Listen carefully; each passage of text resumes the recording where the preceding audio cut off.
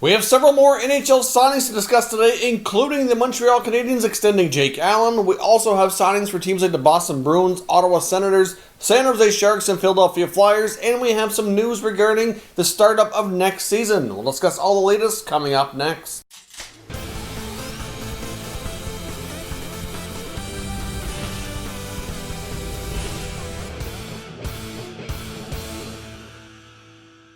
So welcome back to another video here at Top Shelf Hockey. Now, as I mentioned, we have a lot of news to talk about today, including some signings and some news regarding next year, which we'll kick things off here with first. Now, for next season, we could see some NHL teams in Canada, in the western part especially here, move their AHL affiliates on a temporary basis due to border restrictions up into their closer to home in their Canadian provinces, or maybe even base them out of the same cities, share buildings. We're not sure exactly how that's going to work, but it's something that teams like Edmonton, Calgary, and Vancouver are currently investigating, as their American Hockey League affiliates are currently based on locations in the United States. Now, the other Canadian cities like Ottawa, Winnipeg, Toronto, and Montreal, their AHL affiliates are already close by in their Canadian provinces, so they don't have that issue. But obviously, if the Canadian government continues with the same protocols, which I would imagine we will continue to see, if anybody coming into Canada having to isolate for 14 days, that's going to make it awfully difficult to do any kind of call-ups.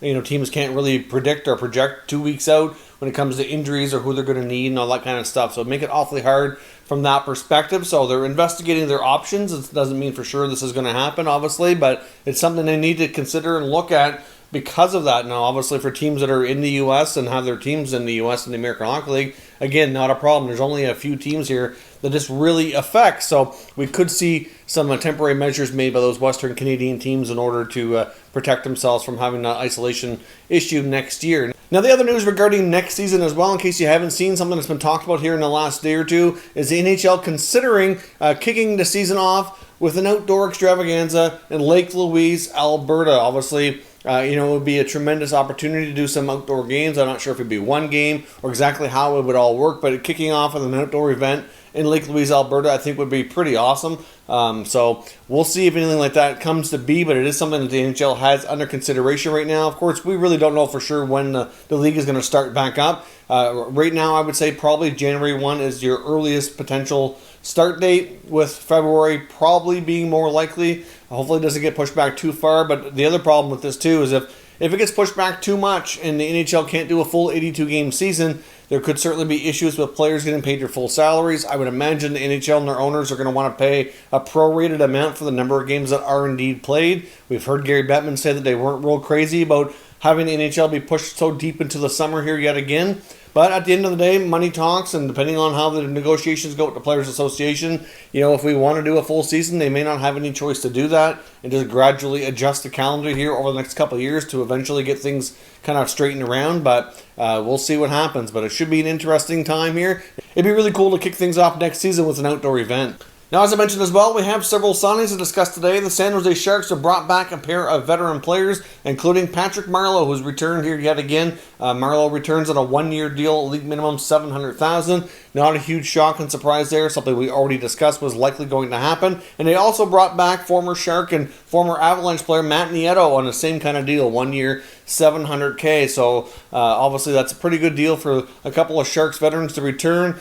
Obviously, Marleau has had a long career right now. He's not that far off the mark from surpassing Gordie Howe for the all-time games played mark. I believe right now he needs 44 games to tie him and 45 games to pass him. So obviously, we don't know how many games there's going to be next season. But at this point, if they can start in at least February, I would think they'll do at least a 48-game season like we saw in the lockout-shortened year not that long ago. And if they can do even more than that, maybe we get a 60-game or a 58 or something to that effect. Hard to say exactly, but we should get at least 48. So if Marleau can stay healthy and remain in the lineup with the Sharks, there's a pretty good chance he becomes the NHL's all-time games played leader during next season. The Boston Bruins have signed a trio of players, including Jacob Zboril, Greg McKegg, and Callum Booth. Now, Zboril's deal is 2 years. The other two are 1 year deals. Now, in the case of Zboril, his is a 2 year deal, and it is a one-way contract as well.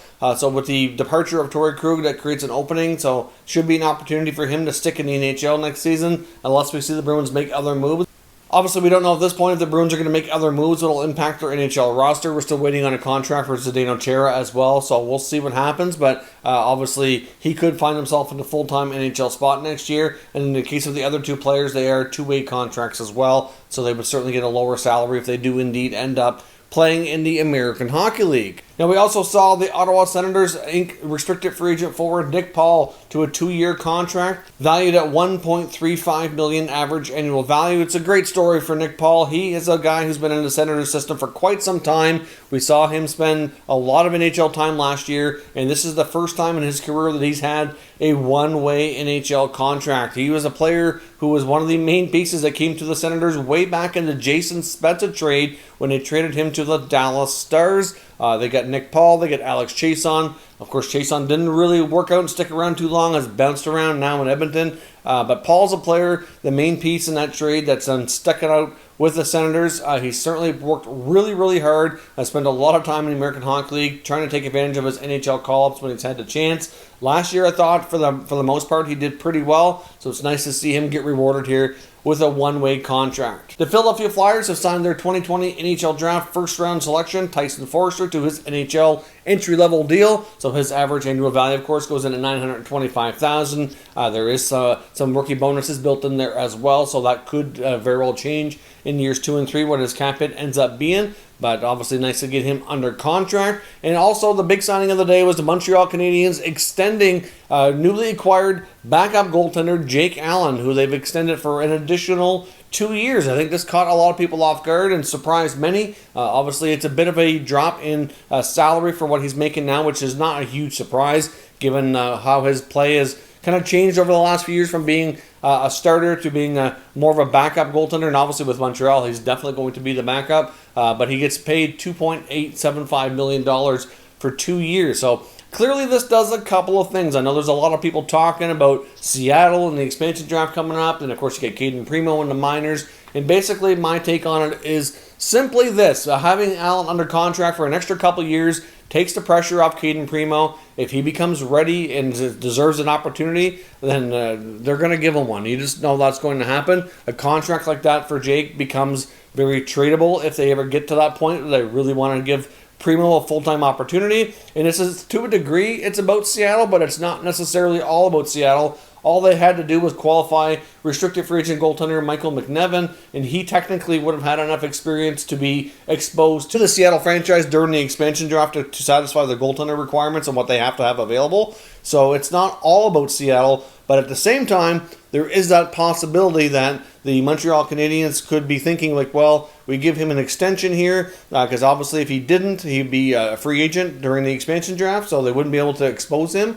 And if he has a really solid year and continues to play like he did last year in St. Louis, gives Carey Price a good run here as his backup, and puts up some good numbers, then, Seattle very well might be very interested in taking him. They have Primo waiting in the wings here, developing his craft in the American Hockey League.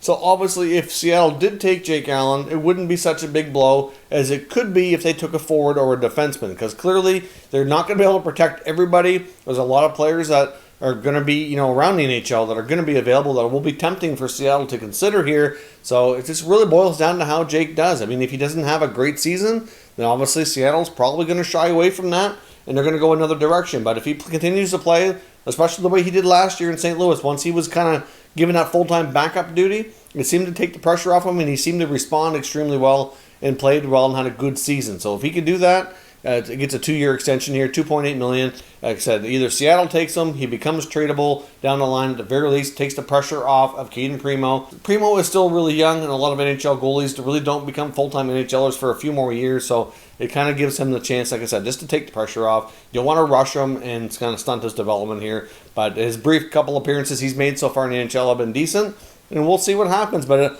overall, a pretty good signing, but it does certainly kind of squeeze the salary cap situation for Montreal for the next couple of years beyond the current year, because they are going to have a lot of hard decisions to make. They've got a ton of potential UFAs next year, as we've already talked about in recent videos, like Gallagher and Deneau and several others.